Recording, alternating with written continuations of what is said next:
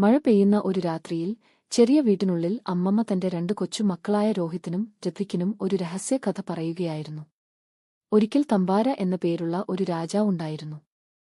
അവൻ വളരെ അത്യാഗ്രഹിയായിരുന്നു. കാട്ടിനുള്ളിൽ വലിയ നിധികൾ ഒളിപ്പിച്ചിരിക്കുന്ന ഒരു അപ്രത്യക്ഷമായ ക്ഷേത്രത്തെക്കുറിച്ച് അവൻ അറിഞ്ഞു. രാജാവ് തമ്പാര തന്റെ 2 സൈനികരെയും കൂട്ടി ഇരുണ്ട കാട്ടിലേക്ക് യാത്ര തിരിച്ചു. കാറ്റിന്റെ ശബ്ദവും മൂടൽമഞ്ഞും നിറഞ്ഞ കാട് അവരെ ഭയപ്പെടുത്തുകയായിരുന്നു.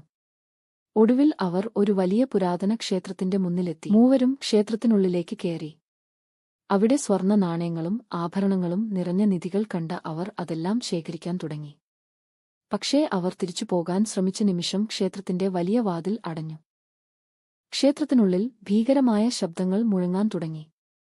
ദിവസങ്ങൾ കടന്നുപോയി.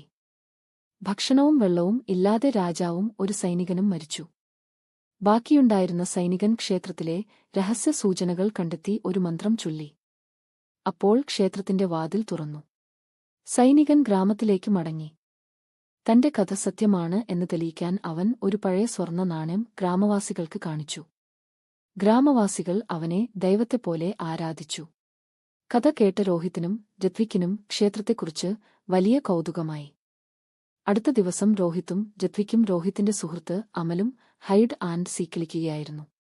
കളിക്കുന്നതിനിടെ ഋത്വിക് അപ്രത്യക്ഷനായി.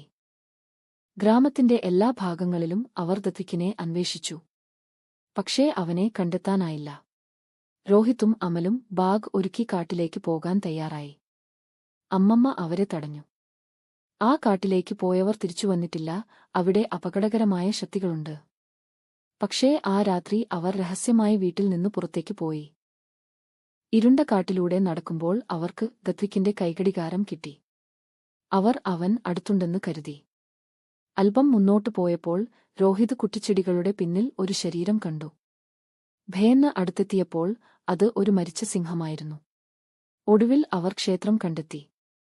അവിടെ ഋത്വിക് ബോധരഹിതനായി കിടക്കുകയായിരുന്നു. അവർ അവനെ എഴുന്നേൽപ്പിച്ച് ക്ഷേത്രത്തിനുള്ളിലേക്ക് കടന്നു.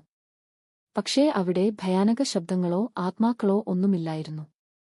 എല്ലാം ഒരു കള്ളക്കഥയാണെന്ന് അവർ മനസ്സിലാക്കി. 3 കുട്ടികളും ഗ്രാമത്തിലേക്ക് തിരിച്ചുവന്ന് സത്യം എല്ലാവരോടും പറഞ്ഞു.